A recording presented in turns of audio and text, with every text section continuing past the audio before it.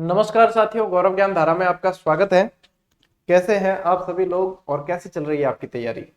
उम्मीद है बेहतर होंगे और तैयारी भी बेहतर चल रही होगी। तो कल की क्लास आप देख ही चुके हो। अभी विश्व जीके अपने शुरू किए 2 दिन हो गए, ये तीसरा दिन है। ठीक है, और एक दिन पहले जो मानचित्र परिचय वाला, कल वीडियो का सिलेबस जारी हुआ और आप सभी की शंका जो थी उस पर भी विराम लग गया। आप कह रहे थे ना आप कि सर राजनीति करवा दीजिए, पहले हमारे वीडियो में काम आएगा, राजनीति करवा दीजिए। देखो, यहां से हम जो फैसला लेते हैं ना, बहुत सोच समझ के, एक मतलब अच्छी तरीके से पता लगा के कि आगे उससे संबंधित कोई परेशानी नहीं हो वगैरह, ये सब देख कर लिया जाता है। तो फिर विश्व जीके और भारत जीके वाला पार्ट शुरू किया। अब देख लेना, वीडियो के सिलेबस में कल एनालिसिस भी डाला था वीडियो सिलेबस का। ग्राम विकास अधिकारी के सिलेबस में राजनीति विज्ञान का एक भी टॉपिक नहीं है। अब यदि राजनीति विज्ञान की क्लास से पहले बीच में शुरू की होती तो मैं बंद नहीं करता, फिर उसी को कंटिन्यू रखना पड़ता। ठीक है ना, लेकिन अपन ने शुरू नहीं किया। अब विश्व और भारत की चल रही है, तो डेफिनेटली आपको यहां से फायदा होने वाला है और ये चीजें वीडियो के सिलेबस में आपके है। तो कुल मिलाकर अब आप मतलब समझ चुके होंगे। वैसे समझते हो आप तो सारी चीजें, लेकिन यूं है कि विश्वास किया है ना तो फिर टूटने नहीं देंगे, ये बात आपको पता है। और यही है, आप देख लो, अब आपको लगेगा कि हाँ वास्तव में सर, हाँ है ये चीज कि अच्छा हुआ पॉलिटिकल, बाद में पॉलिटिकल वैसे भी बाद में ही करेंगे। पहले भारत की पॉलिटिकल को समझेंगे, राजनीति को पढ़ेंगे, उसके बाद में अपन राजस्थान की राजनीति को पढ़ेंगे। तो बस चल रहा है। देखो, अभी तक आप लोग निरंतर जुड़े हुए हो, निरंतर पढ़ रहे हो, आपको कहीं कोई समस्या होने दी नहीं, होने देना तो आगे भी नहीं होगी। समय पर पूरा करके बैच को रिवाइज भी करेंगे, अपन रिवीजन भी करेंगे। निश्चिंत रहो, सब कुछ बढ़िया मजे से होगा, चिंता ना करो। ठीक है, चलिए आज की क्लास को शुरू करते हैं। साथियों, एशिया पढ़ रहे थे, एशिया की 2 क्लासें पढ़ ली, क्योंकि एशिया महाद्वीप पढ़ा है तो क्लास भी ज्यादा है। फिर बाद में जैसे बाकी में कम कम क्लासेस बनेगी, तो एशिया पढ़ रहे थे। और एशिया के अंदर अब अपन ने एशिया का की प्राकृतिक विशेषताएं देख ली थी। ठीक है ना, फिजिकल मैप भी देखा अपन ने, विशेषताएं देखी, जल संधियां देखी, पर्वत श्रेणियां देखी, सब कुछ देखा। ठीक है, अब उनमें से कुछ विशेषताएं और रह गई है देश की। जैसे अंदर देश है और उनसे संबंधित विशेषताएं, सीधे जहां से प्रश्न बनते हैं वो। हालांकि ये चीज ऐसी है कि मैं आपको सीधा ही दे देता कि हाँ ये चीजें भैया याद करने हैं। ठीक है, लेकिन उसमें मजा नहीं आता। इसमें क्या है कि क्लास के साथ में आपको याद भी हो जाएगी, कुछ एक्स्ट्रा चीजें जानने को भी मिलती है। अपन वैसे भी क्लास में ज्यादा समय लेते नहीं है, तो ये हाथों हाथ ही आपको याद होती चली जाएगी। ठीक है साथियों, तो ये आज की जो क्लास है, जो भी 3-4 स्लाइड है, उसके अंदर अपन विभिन्न देशों की अलग अलग विशेषताओं को ध्यान में रखेंगे, ताकि प्रश्न अपने बनता है तो अपना प्रश्न गलत नहीं होना चाहिए।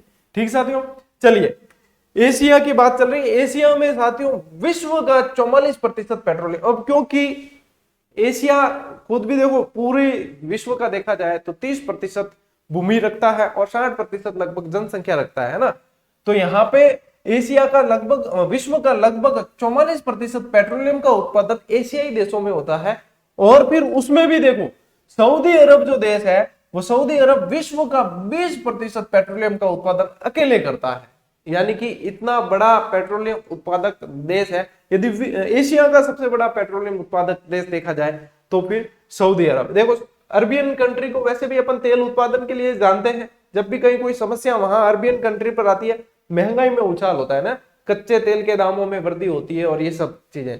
क्यों? क्योंकि अरबियन कंट्री से तेल बहुत ज्यादा सप्लाई होता है और वहां से बहुत ज्यादा अरबियन कंट्री बहुत ज्यादा इसका निर्यात करती है, उत्पादन करती है ना। तो सऊदी अरब वाली ये बात ध्यान रखना। ठीक है, सऊदी अरब में स्थित मक्का और मदीना। अब मक्का और मदीना आप सभी जानते हैं, यदि नहीं भी जानते तो बता दूं कि मोहम्मद साहब से रिलेटेड स्थान रहे हैं दोनों। और इस्लाम संप्रदाय को मानने वाले लोगों के लिए ये बहुत ही पवित्र स्थान है। जैसे हिंदू संप्रदाय के लोग अपने 4 धाम की यात्रा पर जाते हैं, ठीक है ना, बद्रीनाथ, केदारनाथ वगैरह जाते हैं, वैसे ही मुस्लिम संप्रदाय के लोगों में मक्का मदीना की यात्रा का बहुत महत्व है। और ये सऊदी अरब के अंदर है, जो मुस्लिम संप्रदाय का देखो प्रमुख तीर्थ स्थान है। ठीक है, यहाँ की जो यात्रा होती है साथियों, वो हज कहलाती है। और हज करने के बाद में व्यक्ति हाजी कहलाता है। और वैसे हाजी जो होते हैं वो, जहां तक मेरी जानकारी, 5 वक्त की नमाज अदा करते हैं। ठीक है, 5 वक्त की नमाज अदा करने से ही, मेरी जानकारी के अनुसार बता रहा हूं, हो सकता है मैं गलत हो सकता हूं, लेकिन काफी सारे विद्यार्थी अपने इस संप्रदाय मुस्लिम संप्रदाय के भी जुड़े हुए हैं तो वे भी जानते हैं, जहां तक मेरी समझ है हाजी जो होते हैं वे 5 वक्त की नमाज अदा करते हैं, उनके नमाज अदा करने से यहाँ पर एक निशान सा भी हो जाता है। तो वो ये इनका धर्म है और ये यहाँ का इनकी हज की यात्रा बहुत पवित्र, यानी हज जो कर लेता है ना, जो व्यक्ति हाजी हो जाता है वो इस्लाम संप्रदाय में बहुत प्रतिष्ठित व्यक्ति हो जाता है। इतिहास के समय में देखा जाए तो हज की यात्रा बहुत कठिन थी, अब तो देखो साधन संपन्न हो गए हैं तो काफी सारी सुविधाएं वहां जाने की। इतिहास में यदि देखा जाए तो हज की यात्रा बहुत कठिन थी। हज की यात्रा पर जाना यानी कि वो वापस जो है सकुशल आए ना आए कह नहीं सकते। बैराम खां का जो किस्सा था, जब अकबर ने बैराम खां को निष्कासित किया तो उसके पास में 2 ऑप्शन रखे थे, एक तो कोई छोटा सा पद देने की कोशिश की, बैराम खां नहीं ले सकता था, ठीक है, और दूसरा था कि आप हज की यात्रा पर चले जाओ। हज की यात्रा पर जाना मतलब है वापस आएगा नहीं, इतनी दुर्गम यात्रा होती थी, क्योंकि भारत से सऊदी अरब जाना पैदल, तो वो ये सब चीजें अब वहां पे देखा जाए तो अपन इतिहास से ये चीजें चली आ रही है, ठीक है। यहाँ पे ये जानकारी आपको थोड़ी सी रखनी है। सऊदी अरब के लाल सागर, जो लाल सागर है उसका तटवर्ती भाग है साथियों, चमकते सूरज का यमलोक कहलाता है और ये प्रश्न कई बार बनता भी है, ठीक है। चमकते सूरज का यमलोक सऊदी अरब का तटीय, जो लाल सागर का तटीय भाग है सऊदी अरब के पास, उसे कहा जाता है, ठीक है। फिर अपने भारत का एक पड़ोसी देश है बांग्लादेश, जो भारत के ही पड़ोसी देश पाकिस्तान से टूटकर बना है, ठीक है। अब यदि देखा जाए तो पूर्वी पाकिस्तान के नाम से पहले जाना जाता था और 1971 के बाद में ये टूटकर अलग देश बन गया, बांग्लादेश के नाम से जाना जाता है, ठीक है। यह एशिया का सर्वाधिक, क्यों बांग्लादेश, यह एशिया का सर्वाधिक जूट उत्पादन करने वाला देश है। अब जूट को आपको पता नहीं हो तो बताना चाहूंगा कि जूट को गोल्डन फाइबर भी कहा जाता है, ठीक है ना। तो जूट उत्पादन में सबसे अग्रणी देश है ये, एशिया का सर्वाधिक जूट उत्पादन करता है। इसे बांग्लादेश को नदियों का देश भी कहा जाता है, बहुत सारी नदियां हैं यहाँ, इस कारण इसे नदियों का देश भी बांग्लादेश को कहा जाता है, ठीक है। ये चीजें थोड़ी सी आपको ध्यान रखनी है। अब देखो एक फैक्ट यहाँ पे इजराइल से संबंधित आया। अब ये इजराइल और जॉर्डन और पास है वैसे तो, इजराइल और जॉर्डन के पास आपको पता है मृत सागर झील भी है, ठीक है। इजराइल का जो जेरूसलम क्षेत्र है, जेरूसलम को पवित्र भूमि का देश कहा जाता है, पवित्र भूमि कहा जाता है। पवित्र भूमि इसलिए कहा जाता है क्योंकि ये देखो एक तो ईसाई, ठीक है, एक इस्लाम यानी मुस्लिम संप्रदाय और एक यहूदी, ये इन तीनों की धार्मिक स्थली रही है, इसलिए इसे पवित्र भूमि का देश कहा जाता है। और ये ईसा मसीह की जन्मभूमि भी जेरूसलम ही है और इसीलिए इस जेरूसलम को पवित्र भूमि कहा जाता है, ठीक है। ये चीजें थोड़ी सी आपको ध्यान में रखनी है। तुर्की, कई जना क्या गुरुजी तुर्की का नाम टर्की उगो, हम हिंदी में तो तुर्की बोला रहे मैं तो है, समझने से मतलब है कई विद्यार्थी मतलब अपने लिए खुद परेशानियां खड़ी करते हैं, मतलब सीधी सीधी चीज है, गुरुजी यूं कौन यूं हुआ है, और यूं कौन यूं नहीं, समझने की चीज है रे, समझनी है कि यहाँ पर अपनी परीक्षा की दृष्टि से क्या महत्वपूर्ण है वो चीज समझनी है, ठीक है ना। यहाँ पे आप फालतू मतलब एक्स्ट्रा दिमाग लगाओगे तो कोई मतलब नहीं है, ठीक। तुर्की में अंगोरा नस्ल की बकरी मिलती है, बकरी पाई जाती है, जिससे एक श्रेष्ठ किस्म की ऊन प्राप्त की जाती है जिसे मोहेर कहा जाता है, श्रेष्ठ किस्म की ऊन मोहेर। तुर्की का एक फैक्ट आपको पहले मैं बता चुका हूं, यूरोप का रोगी कहा जाता है, एशिया का प्रवेश द्वार कहा जाता है, एशिया और यूरोप दोनों के बीच में स्थित यह देश है, ठीक है। और तुर्की के अंदर ही ये चीज पाई जाती, ठीक है। इतनी चीजें बैठ के दिमाग में नहीं बैठी बिठा दीजिए, क्योंकि ए याद होनी जरूरी है। याद कर ली के बाद में की करना है, डिस्कशन करना है, डिस्कशन करो आ चीज बिल्कुल ही स्थायी हो जाएगी, ठीक है। आगे चला, ओके चलिए आगे बढ़ते हैं, ठीक है। ये नोट्स मेकिंग पैटर्न है साथियों पूरा का पूरा, ठीक है। सीधे के सीधे आपको अपनी जो भी रजिस्टर है, कॉपी है, उसके अंदर नोट्स के रूप में उतारने हैं और समय समय पर रिवाइज करते जाना है। रिवाइज करोगे ना तो अपने आप ही मेरी आवाज आपके कानों में आने लगेगी, हाँ क्या ओ डायलॉग बी टाइम मारियो हो रहे क्या, हाँ आज चीज तो बोली बी टाइम। और इसके बाद में अभ्यास किया, हालांकि ये वर्ल्ड और भारत वाला बेहतरीन टेस्ट सीरीज, बेहतरीन, दिल खुश हो जाएगा। बेहतरीन टेस्ट सीरीज आपको जैसे ही अपने राजस्थान की पूरी होने वाली है, अब राजस्थान जीके वाली देखो, उसमें भी कहीं कोई कमी नहीं रखी, देखा आपने, जो भी नए विद्यार्थी देख लेना, जीडी ऐप है प्ले स्टोर से, उसमें भी कहीं कोई कमी नहीं, एक एक टॉपिक पर बेहतरीन और लगभग सभी सवाल आपको दिए हैं। जहां तक मेरा मानना है, कोई विद्यार्थी क्लास ले ली, वन लाइनर आपके पास में आई चुकी है, उसका कोई तोड़ नहीं है। एक विद्यार्थी ने मुझे भेजा एक लाइन बहुत अच्छी लगी कि क्यों पड़े हो चक्कर में, कोई नहीं है टक्कर में। अरे मैं कि यार गजब है, और मैं लिख दूं ना ये तो कई जना परेशान हो जाए कि यार यूं की कर लिखा है यार। वैसे विद्यार्थी ने भेजा तो अच्छा लगा, इसलिए साझा किया। तो ये है साथियों, जब विद्यार्थी बहुत बढ़िया बढ़िया मतलब प्रतिक्रियाएं देते हैं, कभी कभी दिल खुश हो जाता है। तो ये है टेस्ट सीरीज का कह रहा था। अच्छा, तो राजस्थान की वैसे देखो दो भाग में इसलिए दी, किसी का ये पक्ष कमजोर होता है, किसी का ये पक्ष कमजोर होता है, तो क्यों फालतू किसी का 50 रुपए भी यदि लग रहे हैं, अपने तो लागत मूल्य लगी, लेकिन 50 रुपए भी फालतू एक्स्ट्रा किसी के क्यों लगाए जब उसे जरूरत महसूस नहीं है। तो इसलिए दो भाग में किया। अब इंडिया, वर्ल्ड और पॉलिटिकल तीनों चीजें अगले भाग में आ जाएगी। जैसे ही राजस्थान की पूरी होती है उसके 2-3 दिन बाद ही आपको ये टेस्ट सीरीज मिलने वाली है। ठीक है, तो तैयार रहे। और ये साथ साथ आपको अभ्यास, अब राजस्थान के जब पढ़ रहे हो तो उस पर अभ्यास जरूर कर लेना। ऐसी टेस्ट सीरीज, ये बात है, ये मैं दिल से कहूंगा कि न तो आई है और न आएगी, क्योंकि टेस्ट सीरीज में अधिकांश ये देखा जाता है कि फॉर्मेलिटी होती है, लेकिन अपने यहाँ पे औपचारिकता का कोई स्थान नहीं है। बिल्कुल दिल से बनाकर दी है, और एक एक प्रश्न को मतलब बढ़िया घुमा फिरा कर जैसे दे सकते हैं। कई विद्यार्थियों को लगता है कि सर ये प्रश्न तो, इसका उत्तर तो ये होना चाहिए, ये कैसे है। अब जैसे पॉलिटिकल का एक बढ़िया, देखो टीम अच्छा काम कर रही है, पॉलिटिकल का एक प्रश्न था, तो उस टीम का मेरे को काम अच्छा लगा। उसने प्रश्न दिया कि केंद्र सरकार की भर्तियों में अनुसूचित जाति और जनजाति का आरक्षण कितना है। अब यदि सीधा सीधा विद्यार्थी देखेगा तो राजस्थान के बारे में सोचता है तो उसका प्रश्न वहां गलत हो सकता है, फिर वो सीधा कहेगा कि गुरुजी यहाँ तो आरक्षण इतना है, ये कैसे। लेकिन लैंग्वेज को ध्यान से पढ़ना होता है। केंद्र सरकार, राज्य सरकार राजस्थान का पूछते तो अलग है, केंद्र में अलग है। ऐसे ही कई सारे प्रश्न, ठीक है ना। एक प्रश्न राजस्थान की सीमा से संबंधित था कि राजस्थान की सीमा पर स्थित सबसे छोटा जिला कौन सा। अब कई जना कमेंट कर दिया, मैसेज कर दिया, गुरुजी राजस्थान की सबसे सीमा पर सबसे छोटा जिला, हमने तो बाउंड्री लाइन में ये पढ़ा, आप ये कैसे बता रहे हो। अब उसमें समझने की बात यह है कि वहां पर कहीं पे भी ये नहीं लिखा हुआ प्रश्न में कि राजस्थान की बाउंड्री लाइन पर सबसे छोटी सीमा वाला जिला कौन सा है, ये नहीं है। सबसे छोटा जिला कौन सा है, ये सीधा का सीधा तो क्षेत्रफल के आधार पर। ये समझने वाली चीजें होती है। ये होता है जब दिल से कोई चीज बनाई जाती है ना, तभी वो एफर्ट उसके अंदर डाला जाता है।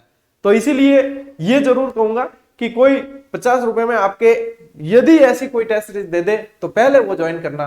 लेकिन ये विद्यार्थियों की भलाई के लिए जारी की गई है, इसलिए इसके अंदर पूरा एफर्ट है। तो अभ्यास जरूर और जरूर कर लेना उस पर, क्योंकि जहां पे जब क्लास देख ली, वन लाइनर है आपके पास, अभ्यास कर दिया, तो किन बाप ही आप मतलब नंबर काट कौन सके, वो बात खरी है। ठीक है, हरी करे सो खरी। ठीक है, चलिए सर, ये यहां पे आ गए अपन।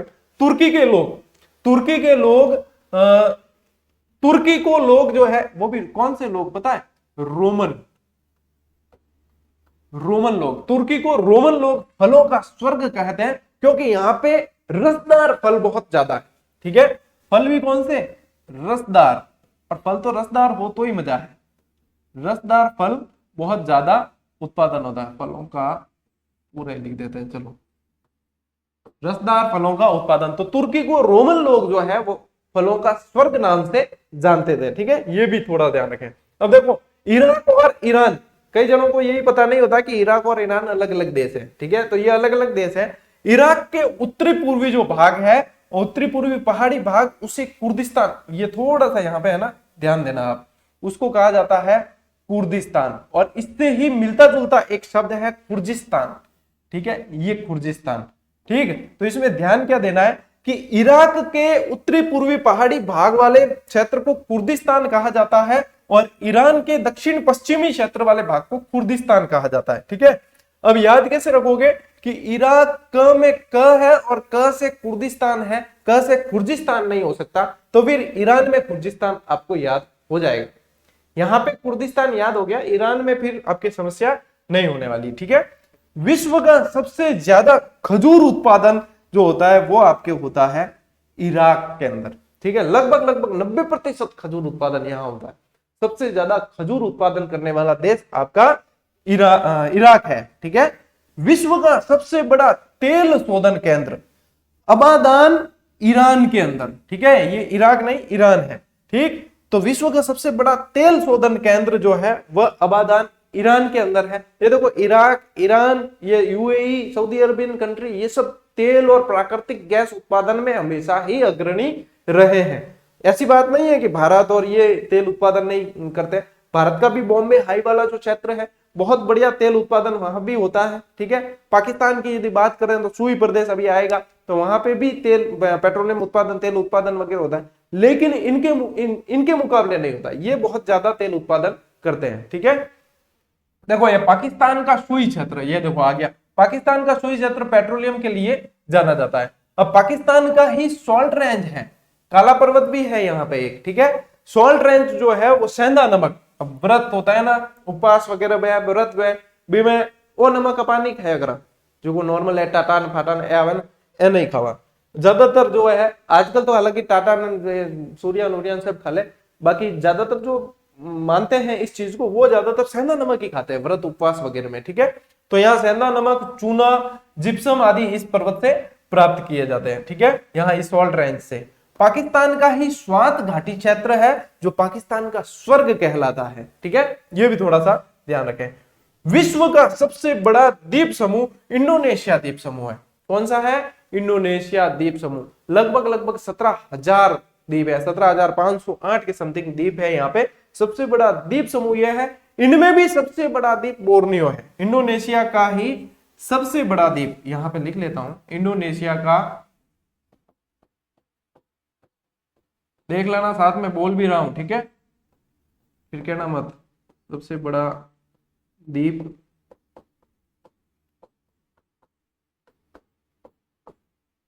बोर्नियो है। मैं पहले से नोट्स इसलिए बनाकर आपको पढ़ाता हूं क्योंकि यहाँ पे मैं लिखूंगा और फिर आपको बताऊंगा वही की वही चीजें, समय बहुत ज्यादा वेस्ट हो जाता है। मैं हमेशा विद्यार्थियों के समय को ध्यान में रखते हुए क्लास देता हूं ताकि उनका समय व्यर्थ न हो। तो ये वही की वही डिजिटल बोर्ड का फिर मतलब क्या है, कई जगह मैं देखता हूँ पूरा पूरा लिखा जाता है, फिर वापस वही लिखना हुआ।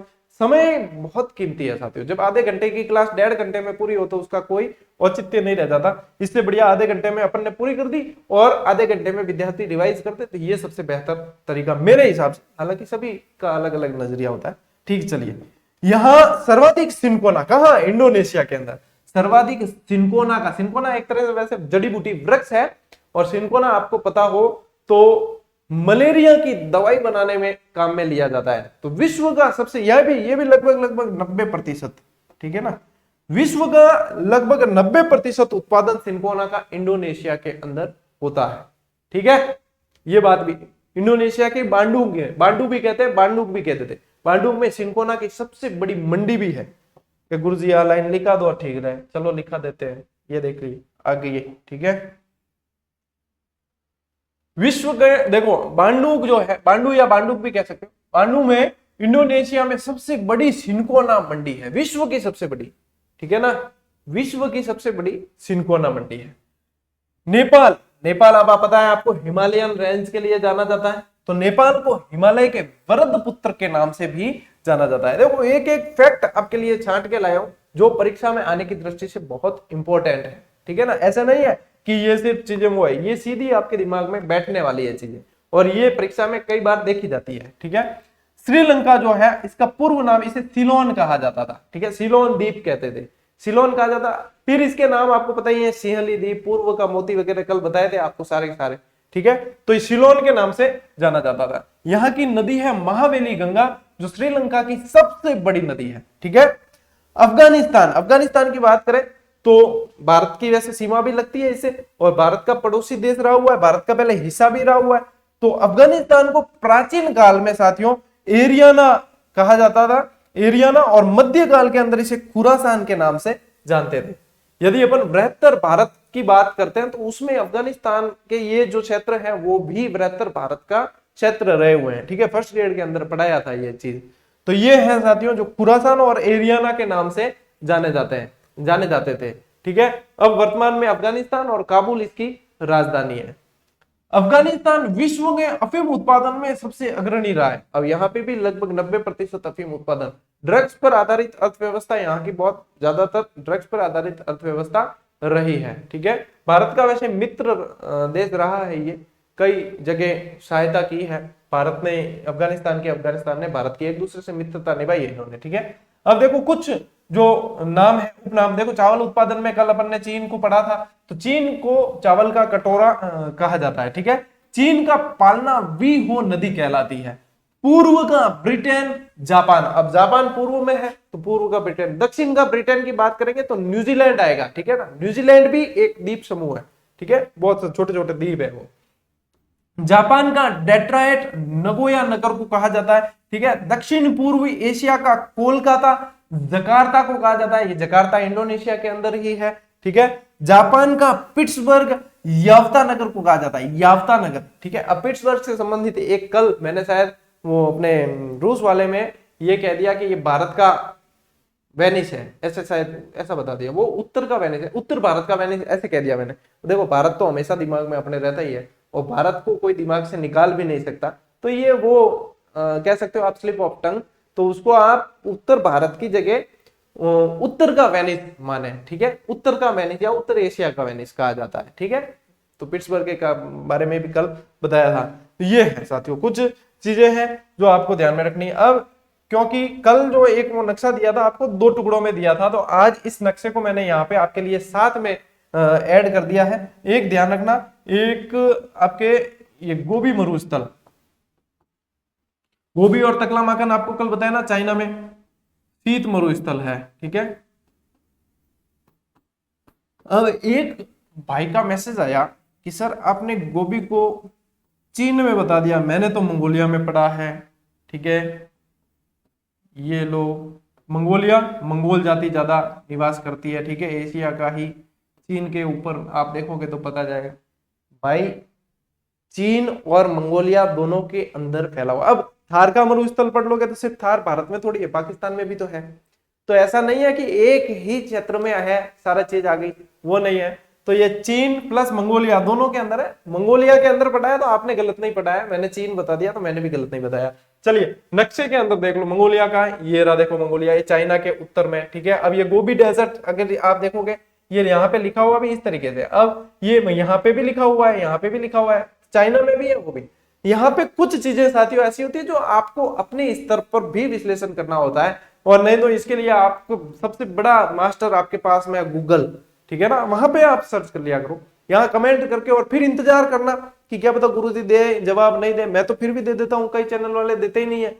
मैं तो आपके जहां जहां कंफ्यूजन होता है कोशिश करता हूं कि हर विद्यार्थी को जवाब दिया जाए। हालांकि कमेंट बहुत हजारों की संख्या में आते हैं, लेकिन फिर भी उसको टाइम सेट करके और कोशिश रहती है कि कोई यदि विद्यार्थी कंफ्यूज है तो उसकी शंका का समाधान किया जाए।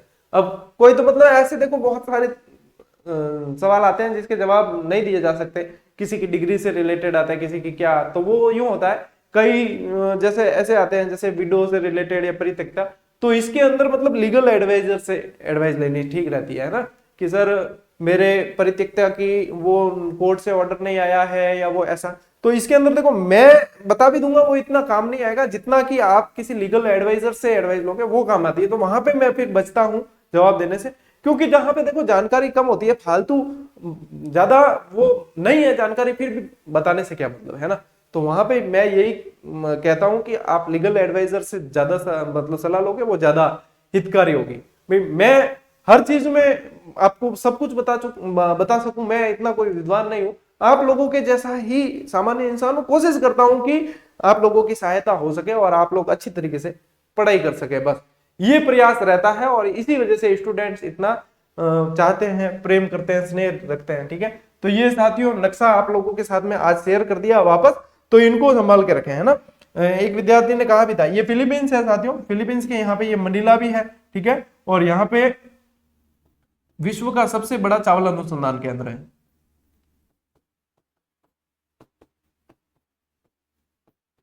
देखो जो जो चीजें याद आ जाती है मैं बता देता हूँ, बाकी कई सारी बोल के बताता हूँ तो वो आप लिख दिया करें। बाकी अपने जैसे इसकी भी वन लाइनर आएगी उसमें भी दे दिया जाएगा, अपनी गाइड जो है उसके अंदर भी दे रखा है, बेहतरीन तरीके से दिया हुआ है। वहां पे भी आपको वन लाइनर अप्रोच के साथ में टू द पॉइंट चीज लिखी हुई मिली है। और नया अपडेटेड संस्करण लेना अब, क्योंकि पिछले वाले में कुछ टाइपिंग एरर थे, उनको सबको सुधार कर नया ग्रीन कलर वाला अपडेटेड दे दिया, ठीक है, चावल अनुसंधान केंद्र ये है, ठीक। तो ये चीजें थोड़ी सी आप अपने हिसाब से देख लेना। बाकी ऐसा है कि जितना पढ़ा जाए उतना कम है, महाद्वीपों के अंदर बहुत सारे फैक्ट हैं, खूब सारे निकलते हैं। तो आप लोग ये बेसिक फैक्ट सारे याद हो जाए, ये सारी चीजें, उसके बाद में अपना दायरा बढ़ा सकते हो। लेकिन पहले यहां तक पहुंचना जरूरी, दायरा बढ़ाने के लिए एक आधार होना जरूरी होता है। आधार है, उसके बाद में आप जंप लगा सकते हो, ठीक है। आधार ही नहीं तो जंप लगाने का कोई मतलब ही नहीं निकलता। तो ये चीजें हैं साथियों, आपको काफी सारी चीजें बता दी अपने। अब एशिया जो है वो पूरा हो चुका है, ठीक है। एशिया महाद्वीप अपन ने पूरा कर लिया है। कल पढ़ेंगे अफ्रीका। बढ़िया, अच्छी तरीके से पढ़ते रहो, अभ्यास करो, अभ्यास का महत्व बहुत है, ठीक है। बाकी वन लाइनर जिसके पास में नहीं पहुंची है, अपने निकटतम बुक सेलर से कहो भाई कि सर ये वन लाइनर वैसे भी डिमांडिंग है, तो वो मंगाएगा तो उसके तो फायदा ही होना है, ठीक है। तो उन्हें कहो कि ये है डिमांडिंग, आप मंगा दीजिए। बाकी ऑनलाइन के जो लिंक है वो टेलीग्राम में डाल ही दिए थे, और बुक सेलर से मंगाते हो तो आपके शिपिंग चार्ज वगैरह वो बच जाता है, ठीक है। तो अब यह आपका लुकआउट हो जाता है कि हम अपने बुक सेलर से ये कैसे मंगाएं, क्योंकि सप्लाई जयपुर से सभी जगह चालू है, प्रकाशक के द्वारा सप्लाई रोकी नहीं गई है, सभी जगह चालू है, प्रिंटिंग चालू है, सप्लाई चालू है। मैंने बल्कि उनको ये कह रखा है कि स्टूडेंट ज्यादा परेशान नहीं हो, आप प्रिंटिंग बढ़िया प्रॉपर तरीके से करवा के रखें, सप्लाई प्रॉपर तरीके से रखें। तो वो उनकी तरफ से पूरा प्रयास कर रहे हैं, है ना। अब कई जगह के विद्यार्थी कमेंट कर रहे हैं हमारे यहाँ नहीं आई सर, हमारे यहाँ नहीं आई।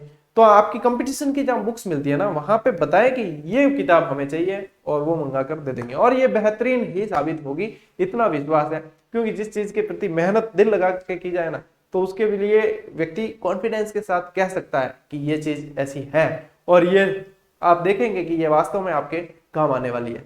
क्यों, देखने का मतलब तरीका कैसे होता है, उसको देखें, उसके बाद में आपको कहीं भी कोई भी उस टॉपिक से रिलेटेड सवाल मिलते हैं, उन सवालों को देखना चाहिए क्या कवर होते हैं। यदि यस, देन आप इसके साथ में जा सकते हैं, ठीक है। मिलते हैं साथियों अगले वीडियो में, अगली क्लास में। तब तक के लिए राम राम, जय हिंद।